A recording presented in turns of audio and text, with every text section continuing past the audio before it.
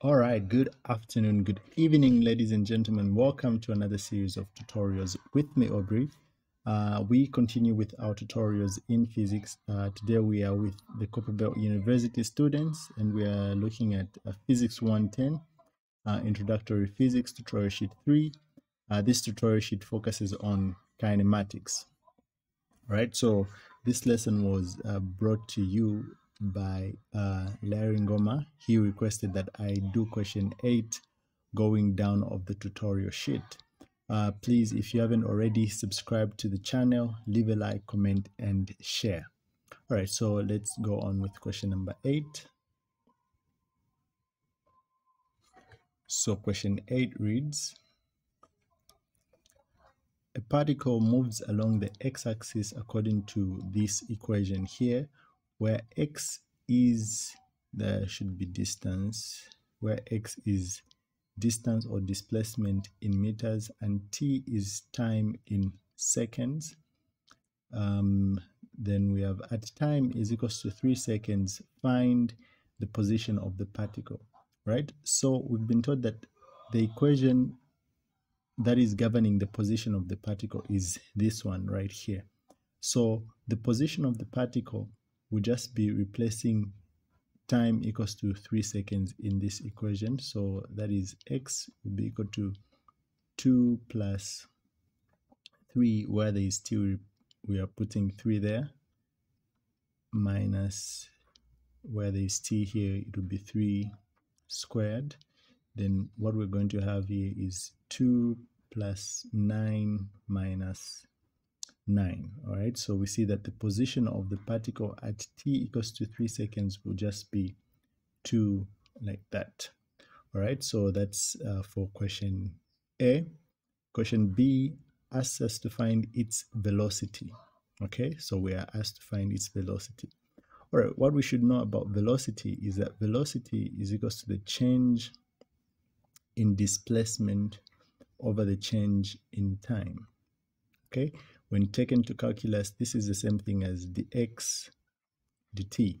All right, so changing displacement is our x here. We see that this is the equation governing its displacement.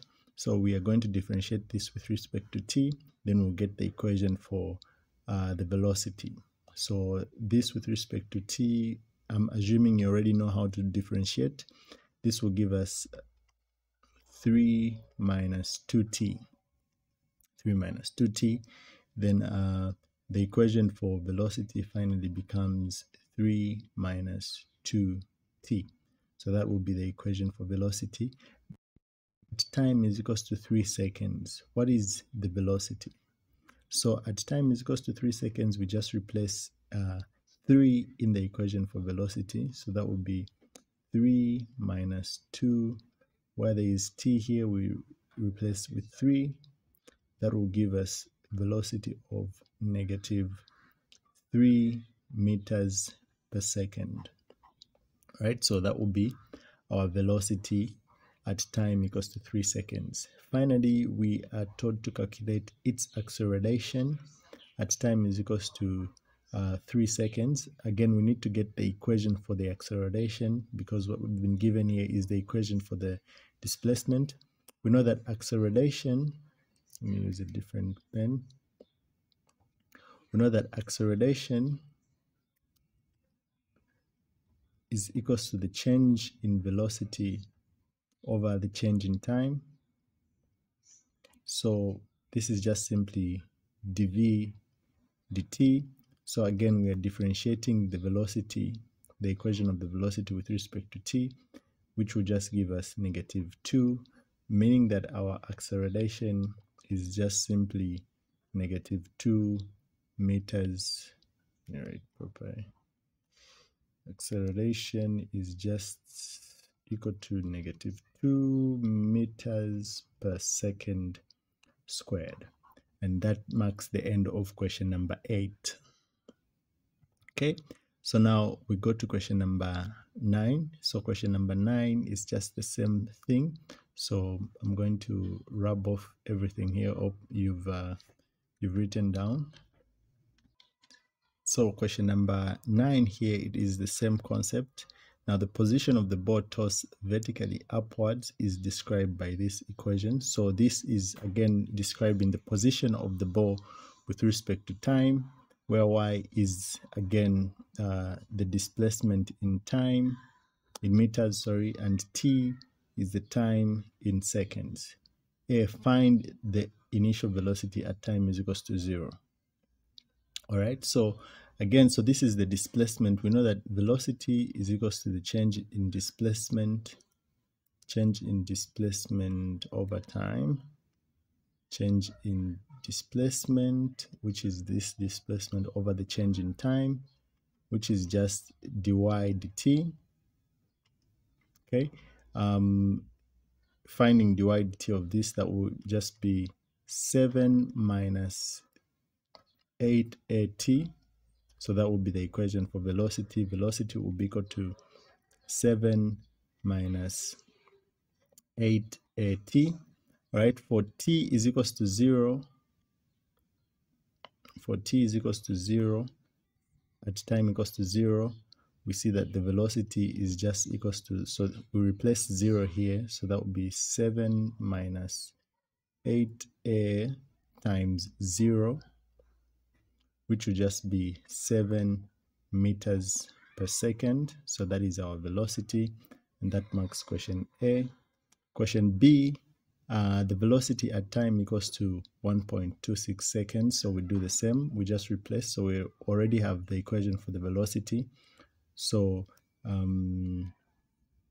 velocity is equals to 7 minus 8. So this is at time equals to 1.26 seconds. 8at. See that the velocity is 7 minus 8 times the time, which is 1.26 seconds. We simplify this to be 7 minus 10.08 then we put that in brackets, then meters per second. So that is our velocity at time is equals to 1.26 seconds. All right, so that marks question number B. That marks question B. Now we go to question C, the acceleration. Again, acceleration, remember, acceleration can be found using the equation. Acceleration is equals to the change in velocity over time, over change in time, which is just dv dt. Okay, finding dv dt. So dv dt will just be equal to differentiating this with respect to t, which will give us negative 8a. Okay, so meaning that our acceleration is just a is equals to negative 8a meters per second squared. All right, so that is our acceleration, and that marks question number 7, 8, and 9. All right, so we'll move on. All right, so we go on to question number 10. Question 10 reads, a projectile is fired with an initial speed of that, so that is the initial speed, at an angle of 60 degrees above the horizontal from the top of a cliff that is 49 meters high. Okay, so putting this into perspective, so we have a cliff that has height which is 49 meters, and on top of this cliff a projectile is fired like that, and it is fired with an initial speed of 114 meters per second at an angle theta there. So theta is equals to 60 degrees. All right, so that is the initial speed and the angle there. So what we need to do is we need to resolve the velocity into the components of the horizontal and the vertical. So the initial velocity in the vertical can be found using the formula. So velocity initial in the vertical will be equal to v sine theta, and the velocity in the vertical will be equals to v initial equal to v cos theta. So here this is v, which is 114 sine the angle at which it is projected at, which is theta. When simplified, we get 98 point. All right, so we get 98.72. So the angle there, let me just plug it in so that it should be 60 sine 60. We get that. Then we do the same for the initial velocity in the horizontal.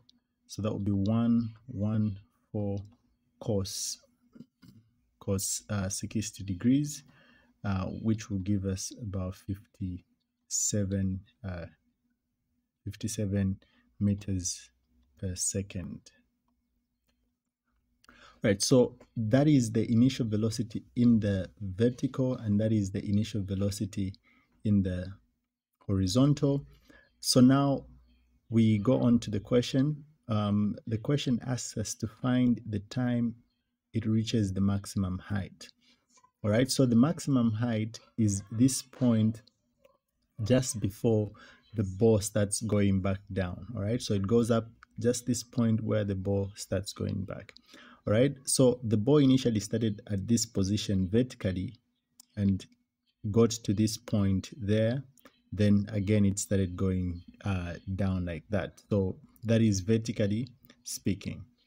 So now the initial velocity that we have in y is this velocity that we have here that we've calculated. That will be the initial velocity, and the final velocity here will be equals to 0, because as it reaches this point, it stops momentarily, then it starts going down there. So we have our initial velocity in the y, which is this, and the final velocity, which is that. What we'll do is this. To calculate our time, we'll use the equation x is equals to ut plus half at squared. Right, so that is the time that you use. That is the equation that you use to calculate the time.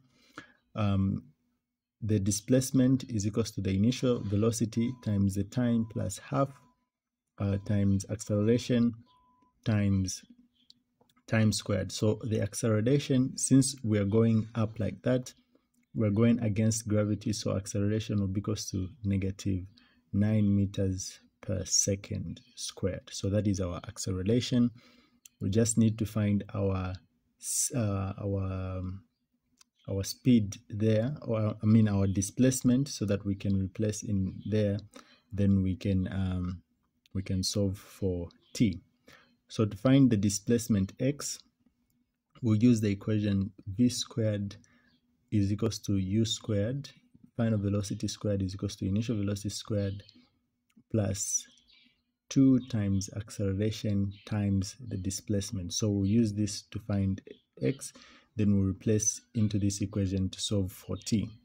All right, so making x subject of a formula here, x is equals to the final velocity squared minus the initial velocity squared all over 2 times the acceleration, which will be equal to the final velocity in the y is 0. Then the initial velocity in the y is 98.72 divided by 2 times the acceleration, which is negative 9.81, like that. So should have acceleration. Okay, so use the acceleration that you've been given, 9.81 meters per second squared. So I'm going to use that acceleration there. All right, so simplifying this, we see that the displacement x will be equal to, so simplifying that, we get a displacement of 496.72 meters. All right, so that is the displacement. Now we can go on to calculate the time. Okay, we said to calculate the time, we can use the equation x displacement is equals to initial velocity plus half at squared. So we just replace in the values there. X is 496.72 is equals to the initial velocity in y, which is 98.72 times time. Then the acceleration is negative 9.8 meters, so that would be negative 9.81 divided by 2, which is this 2 here, times the time squared. Rearranging everything, or we take everything on this side of the equation and simplifying this, so this would be approximately 4.05. Simplifying 9.81 will get negative 4.905 t squared and everything there. Then we take everything on one side of the equation. This will become positive 4.905 t squared. This will be negative 98.72 t, and this will remain positive, right? So we see that what we have here is a quadratic equation, and we can solve this equation using the quadratic formula. So basically, this is our A, that is our B, and that is our C. Okay, that is our C. So to solve for T, we use the formula T is equals to negative B plus or minus root of B squared minus 4AC divided by 2A. All right, we start replacing in the equation there. We see that our T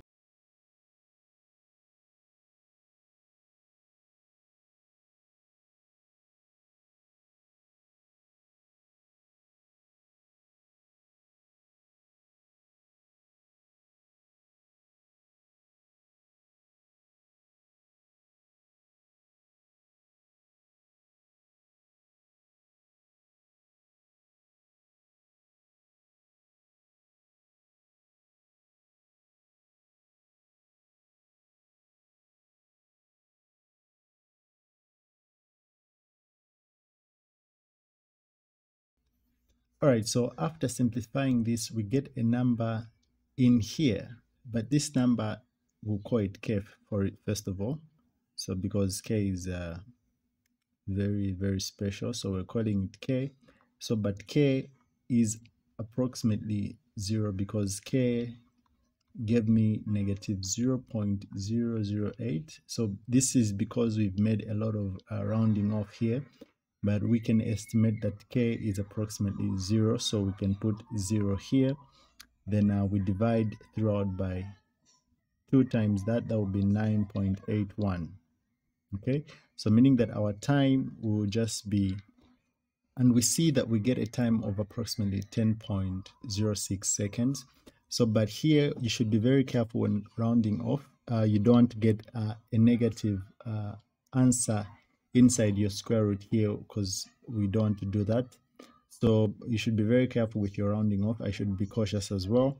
So, but that is approximately 0. Then we simplify time will be equals to that. Then here another comment is if you're going to have two possible solution at times. Maybe you have a positive and a negative. After simplifying for t, you have a positive and a negative. Always get the positive as your time. All right, so that is about question number A and B. So we found the height.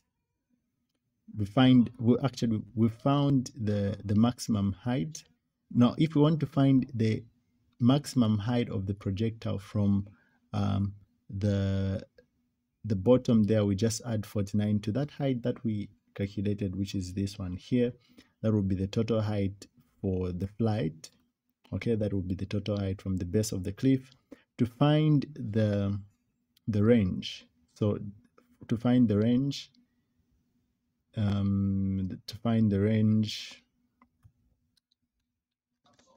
we are going to use this velocity, which is in the x direction. So we know that velocity is equals to distance, distance or speed. We just use the simple formula. Speed is equals to distance over time. Speed is equals to distance over time. To find the distance, we just said distance is equals to speed times time. The speed, will use this horizontal speed. Then the time, we need to find the time it reaches the bottom here. So how do we calculate the time it reaches the bottom here? So the time it reaches the bottom here is the same time it will take for it to move from this point all the way to down here. Okay, and that is what we're going to calculate. So we have this distance here, x, plus this distance there, that is the maximum distance. That is the distance that we're going to use. Okay, then that is x is equals to ut plus half at squared. So we have this distance, which is the total distance there, which is this plus this distance that we calculated here. I mean, that is 49 plus 496.72. This is the distance that we're going to put here. Then initial velocity. Now we are starting from this point, so the initial will be 0. So meaning that this will be 0. What we're just going to remain with is acceleration. And since we'll be going down, that is the acceleration due to gravity. So it will be positive. So that is how we're going to calculate the time.